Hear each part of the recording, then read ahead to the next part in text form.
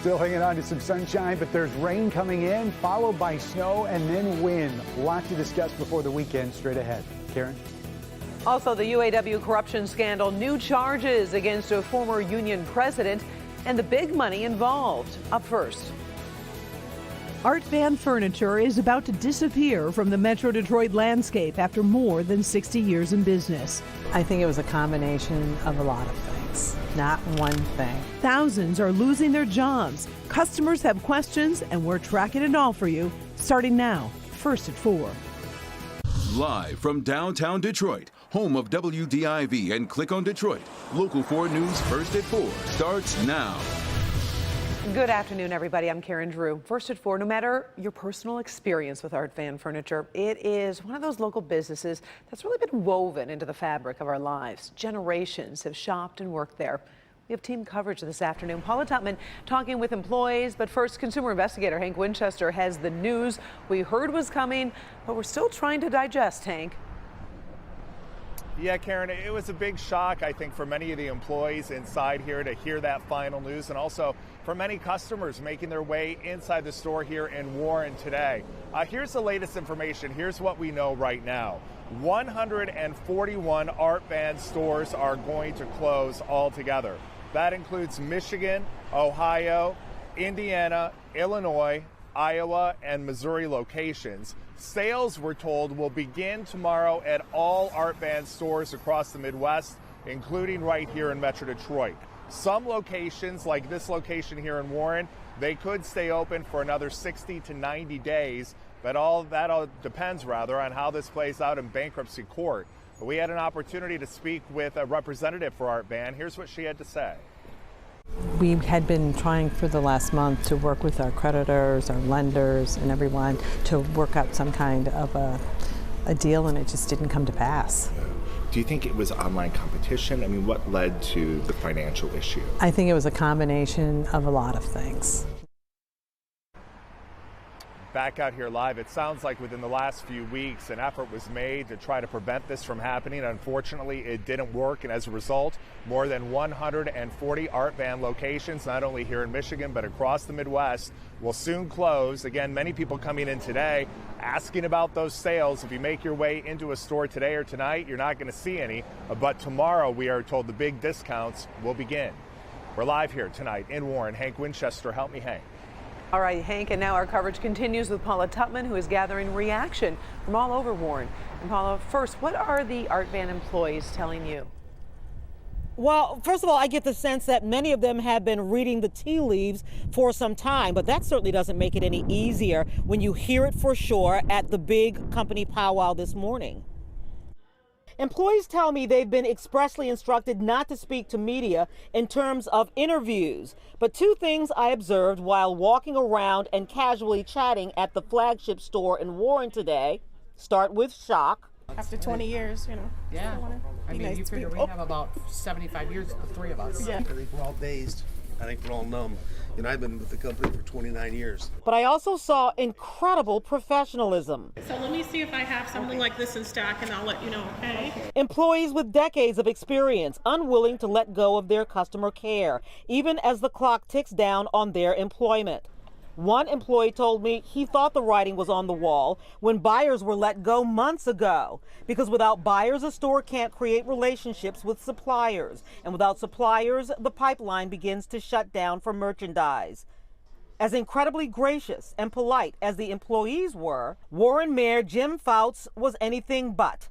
Instead, he is hopping mad today. He would be turning over in his grave because I think he would be shocked and devastated what has happened to a great charitable company, and especially to the employees who have their lifetime investment in this company. In a letter delivered to him early this morning before the big announcement, it was revealed that the employees will be let go as early as May 5th. And in the process, letting go of 3,700 employees nationwide, company-wide, in stores under the monikers of Art Van, Sleep Stores, Wolf, Scott Shoptrine, operating in 8 states. In Warren alone, 13 warehouse supervisors, 42 team leaders, 38 merchandise pullers, housekeepers, sales staff, a total of 262 employees at this facility alone. Enough is enough. We have to stop investment companies from thinking they can come in and turn a successful business into just a little bit of cash. It's really called corporate greed. And what does a furniture salesperson do who's been in one place for more than 20 years? Treat customers kindly, as if that relationship will last another 20.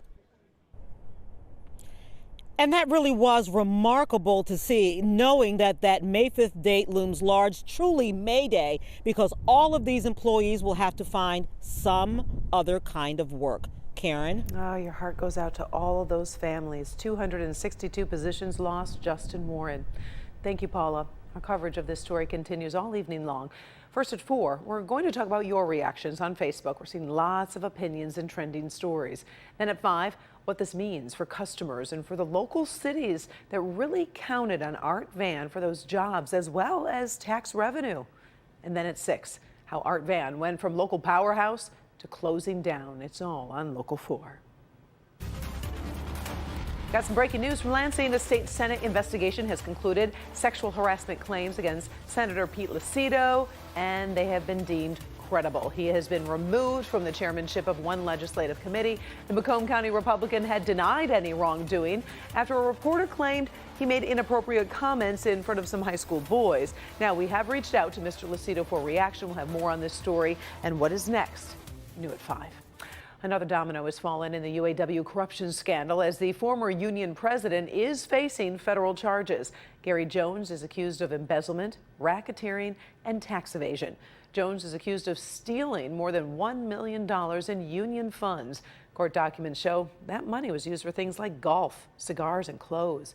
Jones quit as UAW president back in November after federal agents searched his Canton Township home last summer. Here's U.S. Attorney Matthew Schneider. We are not done, and we cannot predict exactly when we will be done. But I am pleased to say that today we are another step closer to ridding the UAW of its corrupt leadership and returning the union to the hard-working men and women who work there. At this point, there are indications Jones could make a plea deal, so we will have more on what happened in court and what's next when you join us tonight at 5. We sure keep hearing that. The weekend's going to be great, but first we do need to get through tonight and Friday, which are less promising. Let's bring in Ben. So what's coming this way? Well, we got a lot to cram in here in the next 36 hours before everything gets real nice, and the first of which is rain. This is coming in on the west side of the state, and although it looks pretty heavy, you see those yellows and oranges there showing up around Grand Rapids up towards Big Rapids. This is likely melting snow or some mixed precipitation that is starting to melt as it heads towards the ground. So that's why those colors are a little bit more intense. This is, by the time it gets to us, going to be just liquid. Temperatures here close to 50 degrees and should stay in the 40s through this entire event. So by 6 p.m. we'll start seeing that rain move into the west zone. It's gradually going to move to the east, but it's a pretty thin area, so I don't think we'll see it for much longer than an hour in any certain spots. 43 there at 8 p.m., temperatures falling into the 40s, and then finally done with this round of precipitation. But we've got snow overnight and tomorrow morning, and we'll talk more about that ahead. Karen? All right, thank you, Ben. Democratic Senator Elizabeth Warren has dropped out of the race for president. The progressive, with a plan for everything, failed to win a single primary, including her home state of Massachusetts. So today, Warren told supporters she's not going away. I will not be running for president in 2020, but I guarantee I will stay in the fight for the hardworking folks across this country who've gotten the short end of the stick over and over. Warren says she's not endorsing anyone right now. We'll have to see if she eventually sides with fellow progressive Bernie Sanders or Joe Biden.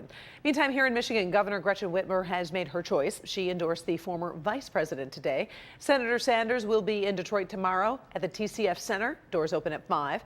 Biden's campaign tells Local 4 he'll be in Detroit on Monday. That is the day before the Michigan primary, which is Tuesday, March 10th. We're hearing an ominous warning from the World Health Organization today, even as the U.S. Senate just approved more than $8 billion to fight the coronavirus. Today, the CDC expanded the guidelines on who can be tested, saying any American with doctor's orders is now eligible. So far today, no new deaths have been reported in the U.S. That number holds at 11. A cruise ship is being held off the coast of San Francisco, and some people did get sick. It's not clear if it's corona, but all people on board will be tested. The WHO is urging all governments to step up their efforts. This is not a drill. This is not the time to give up. This is not a time for excuses. This is a time for pulling out all the stops. The financial markets cannot fight the fear of what the virus might do to the world economy. Dow Jones plunging most of the day. Take a look right now. It closed 969 points down. If you remember yesterday, the Dow was up 1,100 points, but investors just can't seem to shake their concerns enough to keep that recovery going.